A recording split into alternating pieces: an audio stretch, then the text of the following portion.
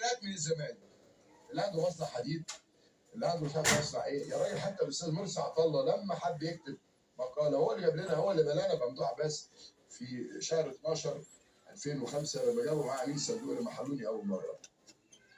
هو بيكتب في الاهرام محمود، هو راجل مسموع وراجل سياسي وكان رئيس مجلس اداره مؤسسه كبيره اسمها الاهرام. لقيته بيكتب الاسطوره، فافتكرت اتكلم عن نادي الزمالك. لقيته بيتكلم عن محمد حسن حلمي. ليه؟ عشان بيلعب مع طاوله بعض زمان.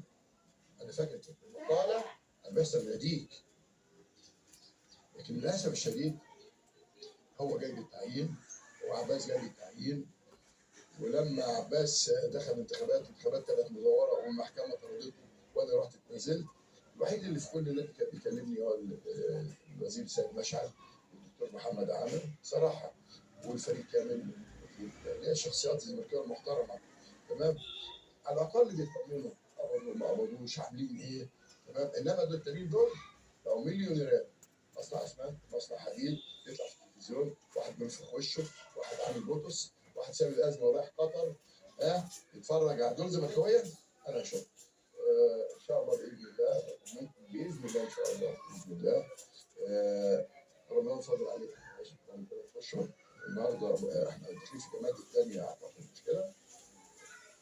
ان شاء الله باذن الله كافه موجوده ان شاء الله.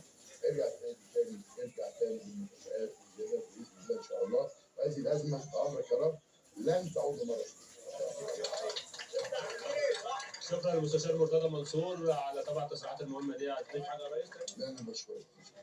يعني اكيد كلام مهم جدا المستشار مرتضى منصور، واضح الصوره بتتكلم عن نفسها طبعا في وسط العمال والموظفين بعد صرف المرتبات، ولسه منتظرين مزيد من المستشار مرتضى منصور. دايما كل التوفيق.